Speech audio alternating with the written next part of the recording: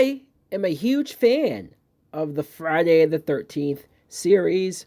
I know some people look at the movies and think that they're all trash or think that they're all the same shit over and over again. And it's hard to argue with it, but there's just something about these movies, something about this story, something about this Jason Voorhees character, and how you just can't keep him dead that I love.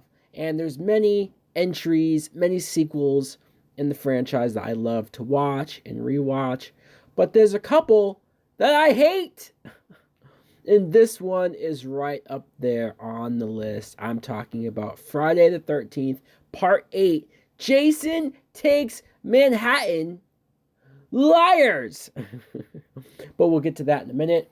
Originally, this was supposed to be the final film in the series. I bet you've never heard that before.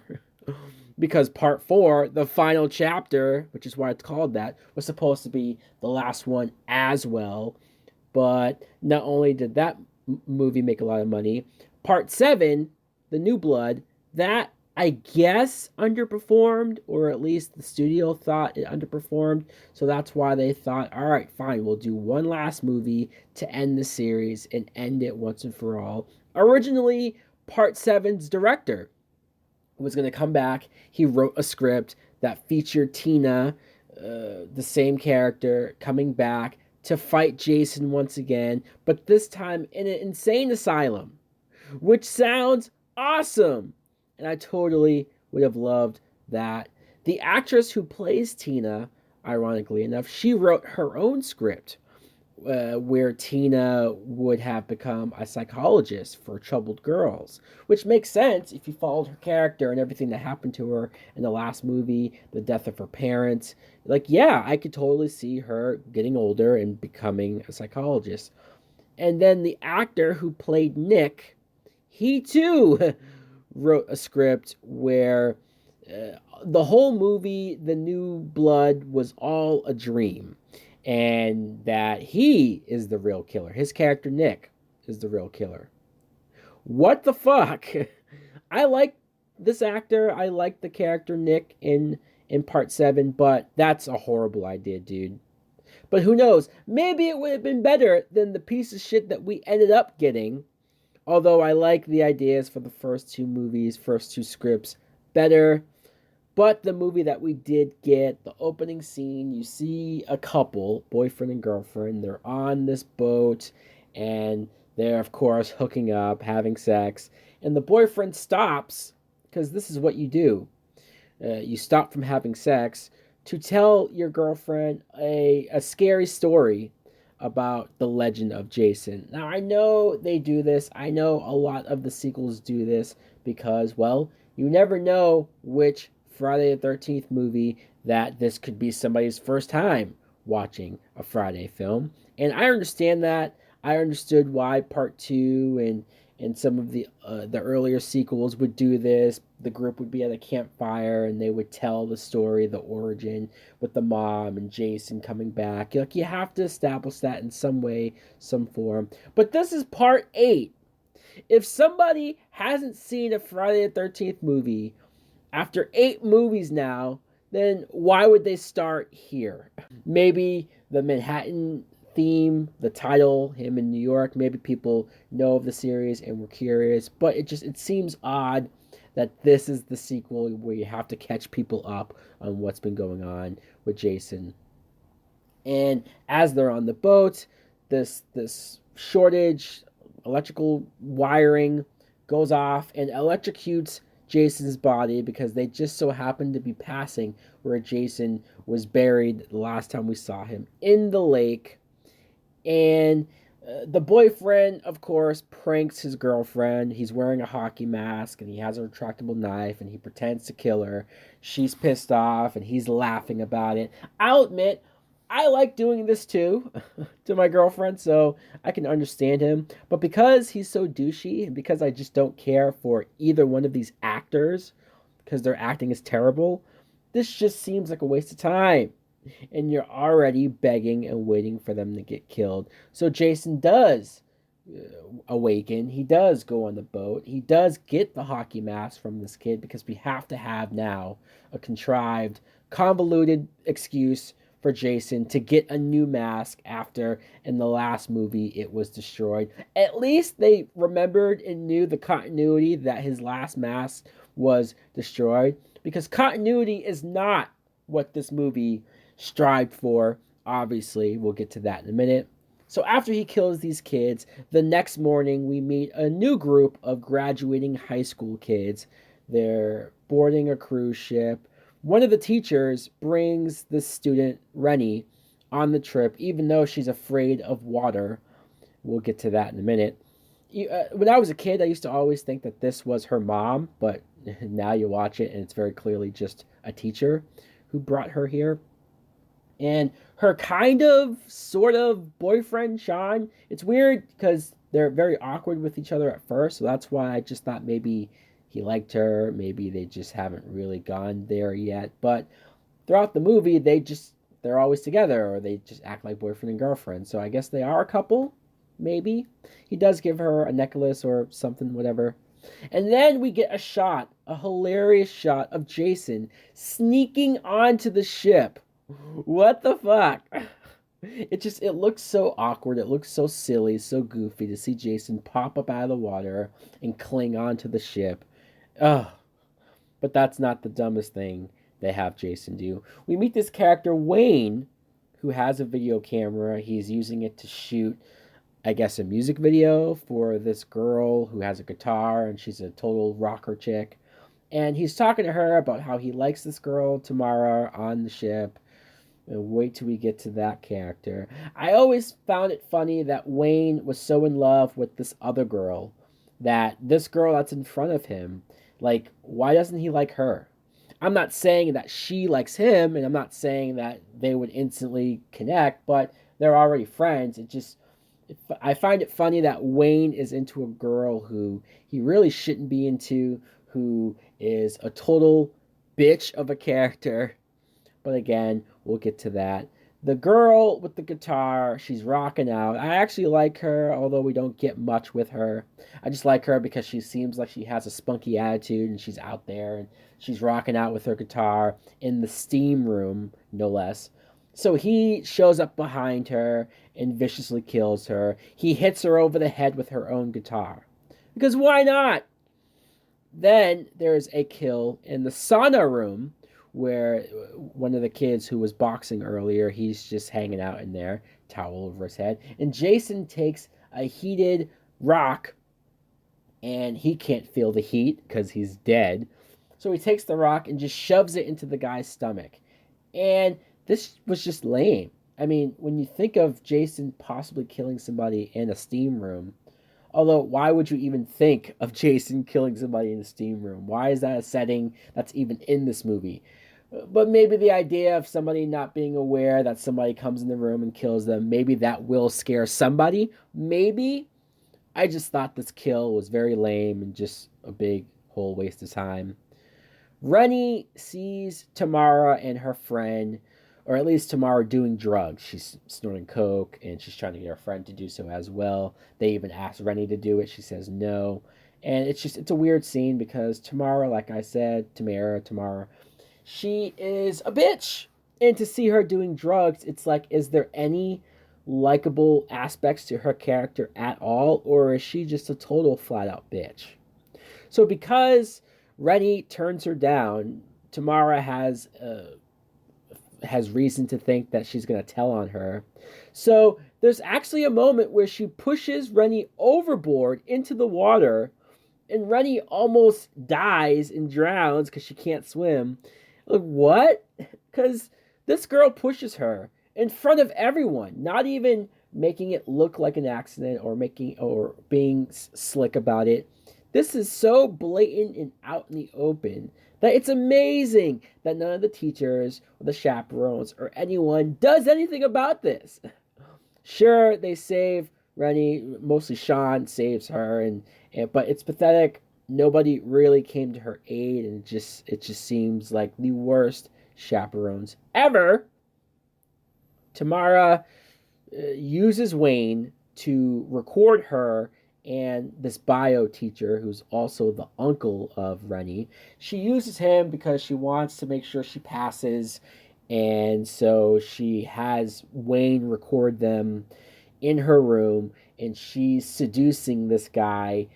She's wearing nothing but when she takes off her robe, her underwear, and it's supposed to be the project of the human body, the human anatomy. And this actor, the guy who's playing the teacher, comes off so awkward and so weird with this woman. I know she's supposed to be high school age and he's older. So yeah, sure, he should be trying to turn her down and push her away, but the way that he's doing it, he's not doing a hard enough job. So it's like, well, wait, do you want to do this, dude? Because it just you're not fighting hard enough. And then you get the shot of her on top of him on the bed. Wayne gets the money shot. That's enough for her to stop and say, aha, we can blackmail you. Wayne, feeling close with Tamara, tells her how he feels, that he likes her. So the nerdy kid actually grew a set.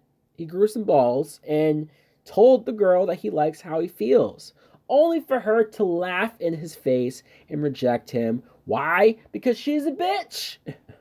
And she doesn't care about anyone else but herself. So as she's in the shower, needless to say, I do not care when Jason breaks the mirror glass, throws her into it, and uses the glass to kill her, stab her all up. I quite enjoy it, to be honest. In fact, I have rewound it a couple of times to watch her die and beg for her life.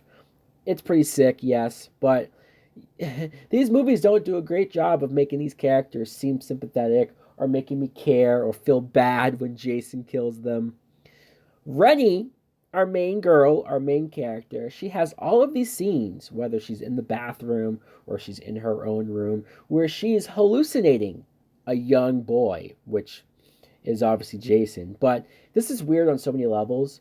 We don't know at this point why she's having these hallucinations. Like, sure, they eventually explain it, but at the time of first time watch, you're like, what's wrong with this girl? What's going on here? It's just you have these scenes of little boy Jason coming out of the mirror and grabbing her, or just showing up in front of her and talking to her, and it's not only is it awkward, not only is her acting not all that good, but the vision of Jason, the hallucination of Jason, he has hair. And he looks nothing like the mongoloid Jason that we know from the original movie, that this is still in continuity with. You could argue that because this is her memory, this is her vision, maybe this is just how she remembers Jason when we find out her encounter with him. But it still doesn't make any sense because Jason never had hair. Never. Not once. So you're just going to confuse the audience. And then there's some shots where he doesn't even have a disfigured face. But then there's other times when he does. What's the way he's supposed to look? The director doesn't even know. This movie doesn't even know. It's like a different person came in for every time they did something like this, a scene like this.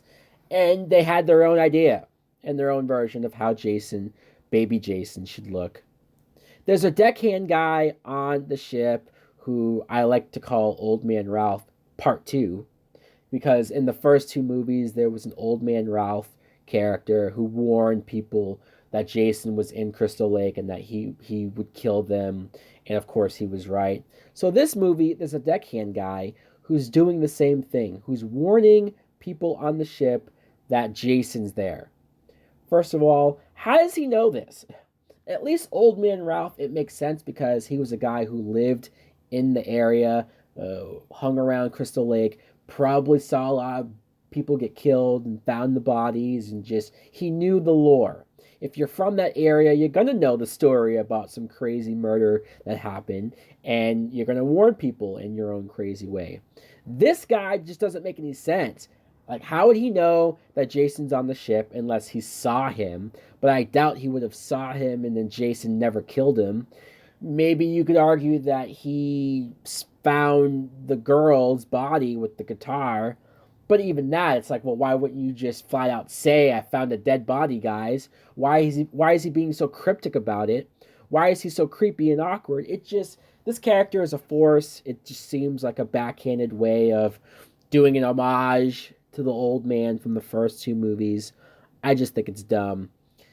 Jason kills the captain of the ship, and the captain's son, who is Sean, just so happens to be Rennie's boyfriend. Sean finds them and tells the others, and so that's where you get this whole back and forth on, is Jason really back or is this somebody else doing it? Kelly Hugh, who was the best friend of Tamara, the one who Tamara was trying to get to do drugs, I never understood why she was even friends with that girl, because she never seemed to be into the drugs. She never seemed to be into bullying other people. She never seemed to be into just the attitude of treating people like shit or doing things to get your way. So why are they friends? Why does Tamara want to be friends with Kelly Hugh? I never understood this friendship, and I always wanted, even when I rewatch it, I want to add in a scene where Kelly Hugh just tells her to fuck off and sticks up for herself. But she finds her friend's dead body and she freaks out. She gets chased by Jason. And this is one of the weirdest scenes ever. She winds up in a disco party room because why not? And this is where we find out the first time in the series that Jason can teleport. I know there's other movies in the series where Jason just walks and he must walk fast because he ends up catching up to people. I know that's a joke and I know that people go along with it, but at least there's something to that. There's a consistency to that.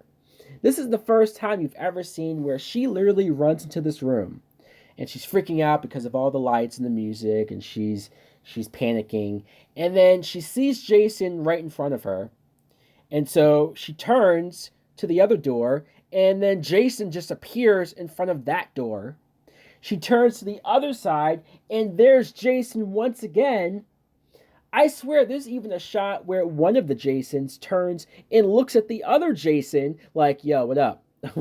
Like, what's going on here? They treat this like this is normal, like this is common for the series, and they've never done this. You can't just create. I know he's a zombie. I know that ever since my video for part 5 where he was dead and he was supposed to be truly dead, part 6 they did bring him back as a zombie, and I know that that is supernatural. I know that that is in the greater realm of possibility, and it takes these movies in a different direction of what's real and what's out there. Hell, part 7 had a girl with telekinesis. So I get it. And even in part 7, my favorite look of Jason, by the way, in the first movie that Kane Hodder plays him, he has that skeleton back. You can see his bones protruding from his back. Like, it looks awesome and badass. He doesn't even have that anymore. How did his shirt and his clothes restitch itself to where his back's not showing? How come his bones aren't showing? Why did they change the design of Jason from movie to movie, especially where he looked so great last time around? This time he just doesn't. But going back to Kelly Hugh, poor Kelly Hugh, she can't run anywhere clearly, and Jason just grabs her and strangles her. And this is a brutal kill, not just because of the strangulation, but the way how he just throws her lifeless body onto the dance floor, and it's the loudest thump you've ever heard, and then the music just shuts off and it's quiet. It's pretty eerie. The only kill in the movie practically that is that disturbing and that messed up. So the bio teacher, the uncle to Rennie, he thinks that the deckhand guy is the killer. Of course, he's wrong though, and he's constantly shutting everyone else down. He's just debunking the idea that this is Jason, which, if you think logically, I guess it is crazy to think that somebody came back from the dead and they're killing people on this ship. But you do know somebody is killing somebody, and he's proven wrong when the deckhand guy is found dead with an axe in his back. So Jason is on the upper deck of the ship, and he's chasing one of these kids. And we see more. teleporting abilities because the kid runs and then Jason just appears right to where he was running. So then the kid starts to climb up this pole. I guess he thinks, hey, if I go up, maybe this big goof can't climb. But he doesn't need to climb because as the kid is climbing up, he gets grabbed in midair and thrown off into these spikes or something. He's impaled. And you see that Jason somehow was at the top of this pole before the kid ended up climbing up there. How? I don't know. Because he looked down and saw Jason looking up at him from the ground, and then he was up there. I can't stress enough how dumb this whole teleporting thing is. In fact, the Friday the 13th video game has an ability when you're Jason to teleport. It's now just a joke. It's now just a part of his arsenal. Julius, a character named Julius, he's a boxer, black kid. He's tossed off of the boat, so you think he's dead. Wayne, remember Wayne? Yeah, he was turned down by Tamara. Well, he finds his friend JJ finally. Somebody finally finds her dead in the steam room. And then his glasses get broken, which sucks. Trust me, I wear glasses. Without glasses, I can't see for shit.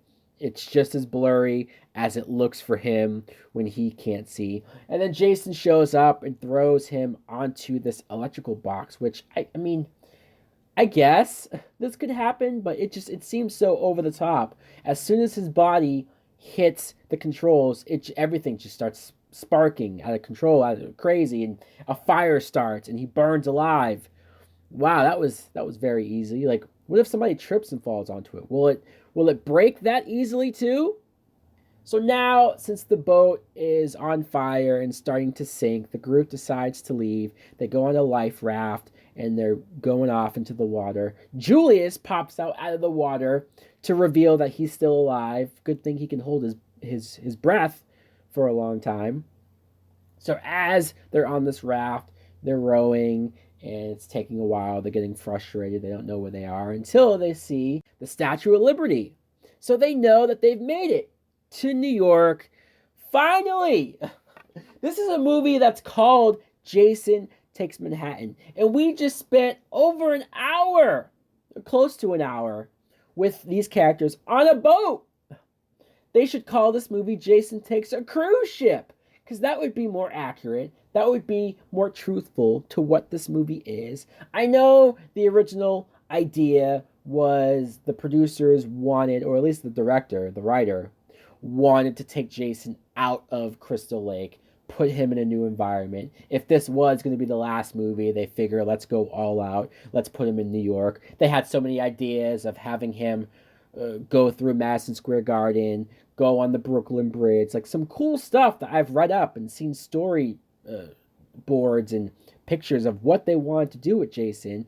And at the last minute, I guess the studio took some of the budget away, and so they were screwed. They had no choice. So it's hard for me to yell at the director. It's hard for me to yell at the writer. That's why I'm not even specifically calling them out, because they had ideas. And they possibly had ideas to make this movie better. So I will blame the studios, Paramount. I will blame the producers who stripped away the budget and forced this movie to be as boring as it is on a cruise ship. We don't get to New York until right now. Jason just swam, I guess, to New York. He, I guess if the group was able to paddle there, he was able to swim.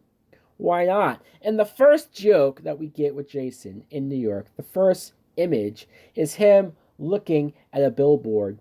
And then when he turns around, we see the billboard, and it's of a hockey player's face. Get it? Because Jason wears a hockey mask. So he is confused by seeing a picture of a hockey player. Oy vey. So Rennie, immediately, like as soon as they step foot on New York soil, they get attacked or cut off by these two gang members, and they kidnapped Rennie. And it's just weird because there's like 5 of you, but yet I know they had weapons. I know. But really, you're just going to let her be taken, and who knows what the hell these guys are going to do to her? Come on, Sean. You're her boyfriend. You just gave her a necklace. Fight for her, damn it. So these guys take her into an alley and they shoot her up with heroin. I'm not joking. You see the needle go into her arm and she gets doped up and she's high and they're about to rape her. This is fucked up. I mean, the movie's trying to portray New York as a hard place, I guess, but like stereotypically hard. Like this is too much. This is like, dude, they haven't even been here for 5 minutes, and she's about to get drugged and raped. Holy crap! Jason even thinks this is too much. Even he's like, man, I would never do this to anybody. This is brutal, guys. So he shows up as a superhero, essentially. He turns into the good guy for one scene. He kills these two gang guys. And so Rennie runs off, but she's all screwed up and drugged up, though. So she's wobbly. Sean finds her. And then we get an epic fight. Because Julius, he went to go call the cops on a payphone. Wow. Remember payphones? These movies instantly feel older than they already are when you see payphones in the film. So as he's trying to call the cops, Jason comes in and breaks it and chases him up to a roof. Jason's already on top of the roof before Julius gets there. Again, he teleported. Julius, with his boxing background, starts to fight Jason, starts to punch him. And I like this as a character. I mean, I like the Julius character in general. Let's talk about him for a second. Here's a guy who, when we first met him, he was a dick. He was kind of a bully. He was at least making fun of the Sean character or making fun of one of the other kids in the scene. And so you thought, oh, okay, he's the asshole, I guess. But when shit starts to go down, when people start to get killed, when the ship starts to get compromised, he steps up. He wants to help, and he's willing to do whatever he has to do. And then in this moment especially, he comes off as a guy who, at the end of the day, is a nice guy, is a guy willing to step up. And so you see him fighting Jason. He's punching him in the face, in the gut. And Jason's just taking it. I mean, the first couple of punches seemed like they were doing something. But after a while, Julius starts to get tired, starts to run out of breath, and his punches start doing nothing to Jason. Like Jason's just standing there, eating the punches. And then he tires out. Jason grabs him. Julius says, "Take your best shot, motherfucker." And in a Mortal Kombat-like scene, Jason, with one punch, punches his head off of his shoulders. And you see Julius's head go flying off the rooftop into a trash barrel like it was a video game, like it was a goal, like it was 2 points. It would probably actually be worth like 10, 20 points, let's be honest. So silly and so over the top. There's a part of me that howls with laughter at this because this is so dumb and it is so just completely over the top. But there's another part of me that thinks, well, this sucks. This sucks because I like the Julius character and it was a lame way for him to be taken out. And it makes you think, like, how strong is Jason that he can just knock somebody's head off like this? Like, am I supposed to take this seriously? Am I supposed to find this scary? I guess so. Then the group finds a cop and they think that they're safe until Jason comes and kills the cop. Of course, there's no heroes in this movie or around Jason. He will kill them. And they jump into the cop car and they find Julius's severed head. So I guess Jason climbed down, or no, I guess he can teleport. So he teleported down and went into the trash barrel and found the head and then put the head into the cop car, I guess, as a gag. I always found it interesting when in some of these movies where Jason will take the dead bodies and bring them into the house or bring them into places so that the final girl can freak out and find them. Like, I get it. He has a lot of time on his hands, but man, that seems like a lot of work, dude. So they freak out. Rennie jumps into the driver's seat, which she's on heroin. Why is she driving the car? She's driving and driving, but she doesn't really seem like she can drive. She sees another hallucination of Jason, and this time he doesn't have hair. This is why it's confusing. This negates the idea that she is going off of a wrong memory of how Jason looked with him with hair, because he doesn't have hair in this shot. Why? Why does he look different in this particular shot? Explain it to me, movie. They won't, though. She crashes the car and they get out. Everyone gets out except for that one teacher, the teacher who I thought was Rennie's mom, but she's not. I guess she was knocked out because otherwise it looks silly that she just never gets out of the car. And then the group forgets about her until they finally turn around and then the car blows up. So that character just dies randomly off screen in the dumbest way ever. I mean, look, it'd be nice if they maybe had a shot of her knocked out in the car, and so it would at least explain things. But it's shot terribly, so you don't really even understand why she never got out or what happened there. Rennie, who doesn't seem fazed by this death at all, she just starts staring into a puddle, and that brings back a memory. The reason why she's afraid of water. We've waited over an hour and like 15 minutes to find out why this girl is afraid of water. So we find out that her uncle, the same teacher that they're with, when she was a little girl, he wanted to teach her how to swim. So he had her in a boat in Camp Crystal Lake. And everyone knows the story about Jason drowning. They mention it, that he mentions it to her. And then he goes, well, you're going to have to learn how to swim. So there you go. And he tosses her off of the boat. She's in the water drowning because she can't swim. I don't really understand the whole, let's just throw them in the water and they'll figure it out. Is that really how you're going to teach somebody? But then the dumbest thing happens because Jason appears underwater and starts to grab her leg. And so this is supposed to explain, because of this encounter, she's experienced Jason in the water as a little boy, so she's known him since back then. And maybe, possibly, Jason remembers her too?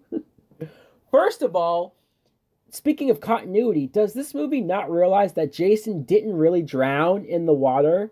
That people thought he drowned, but the whole purpose of Jason coming back in part 2 is to reveal that he didn't drown and that he got out of the water and had been living in the woods by himself for years.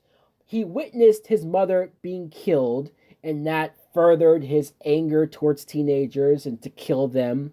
So there's actual logic there for Jason and his backstory and how he's back and whatnot. This movie and this director or this writer think that Jason really did drown in the water as a kid, and somehow he still grew up to become this zombie. Like, how do you guys not know the history and the continuity of your movies? Jason didn't really drown, and he wasn't really living in the water. You fuck faces. This is so annoying because it doesn't make any sense. I'm all for movies that go in different directions, and even if I don't agree with them, if there's logic to them, I'll have to respect them at least. But if you're just shitting on your past history, if you're just doing whatever the hell you want, no! This isn't continuity. This doesn't make any sense. So now Rennie realizes that her uncle is an asshole, and so she basically says fuck off, and they leave him alone. And then Jason shows up, and it's almost like Jason goes, yes, I remember you too, old man. That's the look that he gives him. And the uncle runs into a building, and once again, Jason, with his teleporting, the uncle sees him still outside on the ground. He runs into the building, runs upstairs on the top floors, and then gets thrown out a window by Jason, who's already in the building on that floor before him. How? Teleporting, people. So then, as this guy is on the floor, writhing in pain, Jason, obviously, he's back on the floor. I mean, come on. It's not like he walked down the stairs. He picks him up. He dumps him into a toxic waste barrel and drowns him. So, let's be honest, the uncle got what he deserved. Then Jason starts chasing the couple, Rennie and Sean, starts chasing them through the subway onto the train. It's pretty amusing to see Jason just knocking people out of his way. But why is he not killing anyone else? I mean, sure, fine. He recognizes the couple and they're people he's been trying to kill the whole movie, so maybe he's just hell bent and he has tunnel vision. But this isn't as consistent as, well, throughout the movie, he's just been killing everyone else that was on the boat. So why isn't he just killing everyone on this train? Why isn't he killing everyone that's on the street? Or just give me a reason. It has to be because he remembers Rennie from when she was a girl and he thinks he has unfinished business. That's the only excuse that I can think of, and it doesn't even make any sense. So, as they escape, they push Jason onto the third rail of the track and he gets electrocuted, which the movie really tries to make us believe that Jason's dead now, but continuity of your own movie, he woke up from getting electrocuted at the beginning of the film, and that's how he was reanimated, and that's how he woke up to become alive again. So obviously being electrocuted isn't going to kill him, or at least it shouldn't. So Jason wakes back up again. The characters are in Times Square. They're looking around, and the shot of Jason at the subway entrance, and he's looking at them, staring at them, with Times Square in the background. I will admit it's a cool shot. It just comes super late into the movie. Way too late. I really wish that majority of this film, even half of this movie, if it was in New York, it would be a lot better. There's something cool about seeing Jason in Times Square, in a different environment, in the city, and you have that one shot of that gang who they're listening to a boom box, and Jason walks by, kicks the boom box, and they take out their knives and they're like, "Hey man, we're gonna beat you up." And then Jason turns around, flips his mask open to show them his face, and then they freak out and run away. Sure, this is quite humorous. I admit that. Yeah, it's funny. I'll laugh at it. But logically, why does Jason lift up his mask? Like, how does he know to do that? Why would he think, hey, if I show my face, they'll run away. They'll leave me alone. It's so out of character for Jason. It's just for the gag. I know, but realistically, Jason would have just killed them, especially if they're showing weapons and threatening him. He chases the couple into a diner, which there's a cool scene of Jason throwing one of the workers up against the mirror, because this worker, the stunt guy who he throws, ends up being Jason in the Freddy vs. Jason movie. So we actually get Kane Hodder throwing and killing the guy that will take his job as Jason in the future. That's just kind of amusing. Jason chases them into the sewers because, once again, he won't stop until he kills these two specific people. He has a whole city filled with more victims, and he's just ignoring them. Because why not? There's a worker down there who warns our couple that the sewers are going to get flooded with acid to clean it out, which, is that a real thing? Can somebody tell me if you know for a fact that the sewers really do get flooded out? It's interesting. And so Rennie freaks out. Jason kills the worker down there. So he'll kill this guy, this random poor guy who has done nothing to him. Okay. And then Sean was shoved up against the wall, so he's knocked out.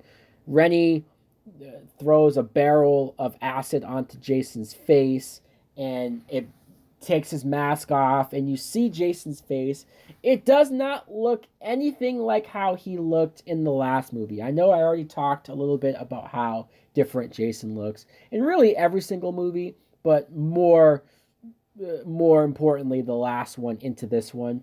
But even the way he looks, just, I don't know if maybe because he spent all that time underwater.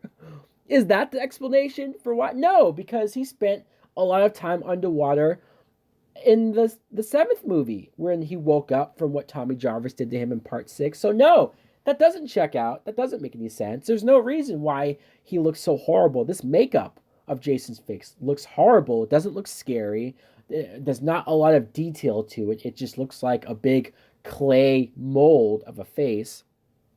As the sewers are being flooded with waste, we get a moment where Jason actually talks. His mouth opens and he says, "Mommy, please don't let me drown." What the fuck? He actually speaks, and he speaks with a little kid voice. I know what this movie's trying to do. I know it's trying to say that psychologically Jason is stuck in that mindset as a kid. And I guess it makes sense that he was never educated or his brain level was higher than that. Yeah, I get that, but having him speak and sound like that, horrible. It destroys the mystique of the character and just makes him look pathetic. And then you have him start to throw up water, like water just starts shooting out of his mouth. Why? Why? Like, what's going on here? They really are throwing themselves into this whole he drowned thing, so he still has water inside of his body. I guess? I guess. So as he's being consumed by the toxic waste, you would think that his body is just breaking apart. You actually see his face start to break apart. But then, when Rennie looks back, when she looks down as the water starts to dissipate, she sees the body of a little boy. And this little boy is, I guess, the same little boy that she was seeing in her visions. He has hair, by the way, so that's still confusing. But it's like Jason turns into a little boy. The acid, the waste, turns him back into a little boy. Really? This is how you guys planned on ending the Friday the 13th series? Holy fuck. I know some people don't like part 9 and some people don't like Jason X, and believe me, we'll get to an unholy rant of Jason X very soon. But if this would have been the ending, fuck that shit. This is horrible. This would have been possibly the worst franchise ending to a horror series, to a horror character of all the time. I can't believe the logic and how BR oodle this shit was. Oy vey. Just why? Someone explain to me, if you like this movie, why does Jason turn back into a little boy? So Rennie and Sean, they get out of the sewer, and as they're on the streets, you see something coming up to them. Given the camera angle, you can tell it's not Jason, but then you see that it's their dog, Toby. Toby the dog is still safe because we all gave a shit about Toby the dog, right? So this movie ends, and man, it couldn't have ended any sooner. Fuck this movie. Fuck Jason Takes Manhattan, because he didn't really take Manhattan. He shows up after over an hour of being on a boat, and then by the time he's in Manhattan, he doesn't really kill anybody. It's a waste of a premise, of a pretty good premise. It's a waste of Jason, the character that they've done a decent job of bringing back to life as a zombie and making scary. It's just everything's undone with this shit. I hate this film, obviously. Let me know in the comments below, what do you think of it? Do you agree with me or do you disagree? Thanks for watching. Like, comment, subscribe. Later.